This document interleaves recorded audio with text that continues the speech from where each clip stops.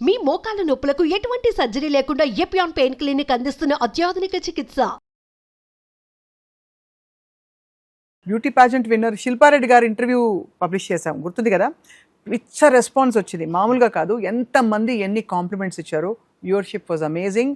And వారికి కూడా చాలా కాంప్లిమెంట్స్ వచ్చాయి, గతంలో ఇచ్చిన ఇంటర్వ్యూస్ కంటే చాలా బాగుందని. సో ఒక విషయం అర్థమైంది, అందరికీ ఏదో ఒక చిన్న టిప్ కానీ, ఒక సెల్ఫ్ హెల్ప్, సెల్ఫ్ ఇంప్రూవ్మెంట్కి, జీవితాన్ని ఇంప్రూవ్ చేసుకోవడానికి ఏదో ఒక ఇన్ఫర్మేషన్ కోసం వెతుకుతున్నారని చెప్పి. సో మళ్ళీ నేను శిల్ప గారిని రిక్వెస్ట్ చేశాను. ఆన్ పాపులర్ డిమాండ్ శిల్ప గారు is back with us today. Welcome to Suman TV అండి. My pleasure, my honour Swapna గారు, thank you so much. I was also very surprised అండి. అంటే ఇంత రెస్పాన్స్ ఎందుకు వచ్చిందని నేను ఆలోచించినప్పుడు నాకు అర్థమైంది ఏంటంటే, people are hungry for simple doable information, something to take back and implement. వాళ్ళ లైఫ్లో ఇంప్లిమెంట్ చేయడానికి చిన్న విషయాలైనా దే హంగ్రీ. చెప్పే రకంగా చెప్పి సింప్లిసిటీతో చెప్తే కనుక I think we can reach a lot more people. Absolutely. వందల వేల కామెంట్స్, లైక్స్, రెస్పాన్సెస్ మధ్య ఇవాళ చాలా ఇంట్రెస్టింగ్ టాపిక్ ఒకటి, డీక్లట్టరింగ్ గురించి మాట్లాడబోతున్నాం. అంటే మామూలుగా మనకి ట్రెడిషనల్గా చిన్నప్పుడు భోగి మంటలు వేస్తే భోగి పండక్కి ఆల్మోస్ట్ అక్కర్లేనివి, వద్దనుకున్నవన్నీ కూడా మంటల్లో మొత్తం ధ్వంసం చేసేసి న్యూ బిగినింగ్స్కి మనం అంకురార్పణ అని అనుకునేవాళ్ళం. అలాగా సింబాలిక్ గా మన కల్చరల్లీ చాలా ఉన్నాయి. మన లైఫ్ లో ఉన్న అక్కర్లేనివన్నీ, అనవసరమైనవన్నీ, mind, body, at the same time మన వార్డ్రోబ్, మన సరౌండింగ్స్, మన చీరల అల్మారా, బట్టల అల్మారా అన్నీ కూడా ఎలా మనం డీక్లటర్ చేసుకోవచ్చు అనే ఒక టాపిక్. ఐ థాట్ మీరు will be perfect for this. That will be great, because ఈ మధ్య కాలంలో చూస్తే మన ఇల్లు వేర్ హౌసెస్ లాగా తయారైపోయాయి. ఏ చిన్న యాడ్ వచ్చినా ఇది కూడా అవసరమే, మనకి అది కూడా అవసరమే అని అనిపిస్తుంది. కొంటాం కానీ దాన్ని వాడము.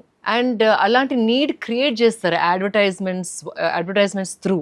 అవును. సో ఆ టైంకి వాడాలి అనిపిస్తుంది, కానీ మళ్ళీ లైఫ్లో చూస్తే కనుక ఒక వస్తువు కొన్నా కొద్దీ దాని వెనుక పని, that is something they don't realize. ఒక వస్తువు కొన్నప్పుడు దాని క్లీనింగ్, దాని స్టోరేజ్, దాన్ని గుర్తుపెట్టుకొని మళ్ళీ తీయడం, the more you add, the more time you're wasting, the more stress you're gathering. Correct, 100% కరెక్ట్గా చెప్పారు. ఎందుకంటే ఎస్పెషల్లీ మీరు సస్టైనబుల్ లివింగ్ గురించి ఎప్పటికప్పుడు మాట్లాడుతూ వచ్చారు. You always believed in it కదా. Right, absolutely. సో ఈ పాయింట్ ఆఫ్ వ్యూ నుంచి వాట్ ఇస్ సస్టైనబుల్ లివింగ్ అంటే, సస్టైన్ కార్ట్ మీరు స్టార్ట్ చేశారు అప్పుడు, what is sustainable living? Sustainability అంటే ఏదైతే మనం ఎక్కువ మార్పులు చేయకుండా తరతరాలు నిలిచిపోతుందో అది సస్టైనబిలిటీ. అంతే. సో అది మనకి ఇంకా మార్చే అవసరం లేదు. సో సస్టైనబుల్ లివింగ్ అంటే ఎక్కువగా మార్చకుండా సింపుల్గా లైఫ్ అది కొనసాగుతుంది, without adding new things. Simple solutions.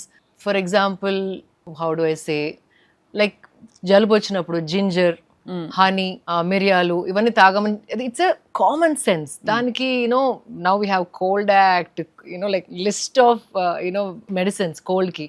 Simple ఆవిరి తీసుకోవడం, దాంట్లో జిందా తిల్స్మాతో ఏదో వేసుకోవడం, ఆవిరి పట్టుకోవడం was very common thing. So అట్లాంటి something very simple instead of adding more and more. So sustainability starts from are kitchens. మనం తినే మన ఇంగ్రీడియంట్స్ నుండి శుభ్రంగా ఉంచుకుంటున్నాం మన ఇల్లుని, వాటికి వాడే క్లీనర్స్ కానివ్వండి, or the clothes that you're wearing, right, the makeup you're applying, the hair products అయినా ఏదైనా కూడా మనకి హాని కలగకుండా ఎన్ని ఏళ్ళు వాడినా ఏ మార్పు రాకుండా ఉండే లైఫ్ స్టైల్ని సస్టైనబుల్ లైఫ్ స్టైల్ అంటారు. సో మీరు 100% పాటించగలిగారా శిల్ప గారు? అంటే where did you start actually? 100% ఈ జనరేషన్లో I think we really can't do because comforts and conveniences have over powered us. Correct. ఆ time also is a big factor Swapna గారు. సో కొన్ని కంఫర్ట్స్, కన్వీనియన్స్, టైం సేవ్ చేయడానికి మనం definitely we will go towards few things that our grandfathers or grandmothers didn't have. So at least వీలైనంత at least we have to start making changes. అంటే ఎవరైనా సరే నేను sustainable living, నేను నేచర్తో కలిసి బ్రతకాలి, ఈ విధంగా న్యాచురల్గా ఉండాలి అనుకుంటే ఎక్కడ మొదలు పెట్టచ్చు మనం? యాక్చువల్లీ కిచెన్లో the first thing I notice recently, vegetables కడగడానికి కూడా ఒక పౌడర్ అమ్ముతున్నారు. దాని బదులు జస్ట్ కల్లుప్పు, దాంట్లో కొంచెం వెనిగర్ అన్న, లేకపోతే బేకింగ్ సోడా, సింపుల్ ఇంగ్రీడియంట్స్ మన కిచెన్లో ఉన్న వాటినే వేసి నానేస్తే కనుక ఆల్ ద పెస్టిసైడ్స్, కెమికల్స్ అవన్నీ ఒక 10 minutes నానేస్తే కనుక దే విల్ గో అవే. దానికి మళ్ళీ ఇంకో ప్రోడక్ట్ కొని దాంట్లో మళ్ళీ ఇంకేం కెమికల్స్ వేస్తున్నారో తెలియదు మనకి. సో అట్లాంటి సింప్లిఫై చేసుకుంటూ ఉండాలి. Just simple things, washing vegetables.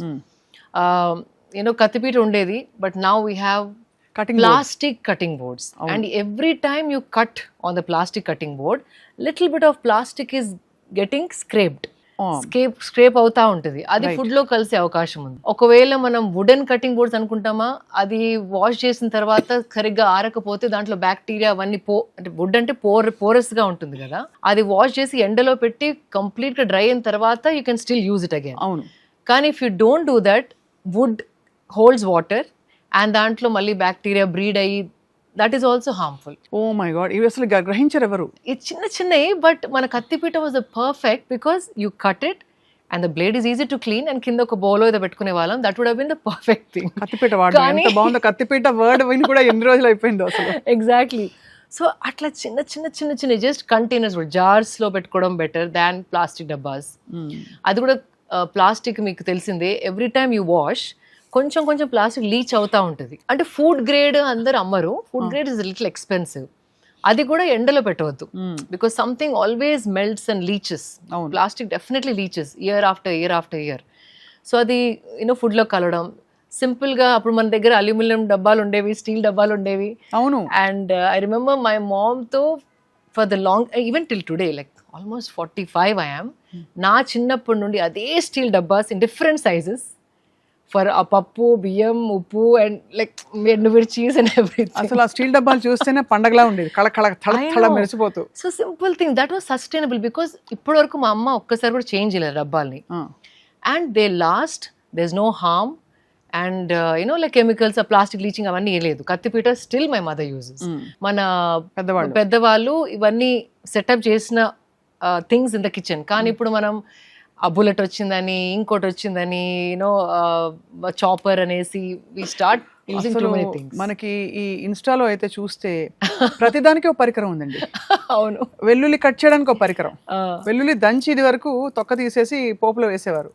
ఇప్పుడు garlic cutter, peeler and food processor అనేసి ఒకటి, సాలడ్ కటర్ అని, అసలు రకరకాలు అవన్నీ ఎక్కడ పెట్టుకోవాలి, ఎవరు క్లీన్ చేయాలి. 90% ప్లాస్టిక్ అవి. అది ఇంకోటి గమనించండి, 90% ప్లాస్టిక్. ఆ ఏ గ్రేడ్ ప్లాస్టిక్ ఎవరు దాన్ని అథెంటిఫికేషన్ చేయట్లేదు. So it has to be simple life స్టైల్ని కనుక మనం ఫాలో అయితే, ఐ థింక్ మన కంట్రీలో అది ఉండింది.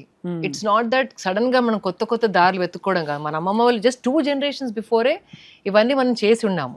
సో జస్ట్ అట్లీస్ట్ అన్ని కాకపోయినా 50% అన్నా we have to bring it back in to our kitchens because అక్కడ మెయిన్ ఫుడ్ తయారవుతుంది కాబట్టి. అవును.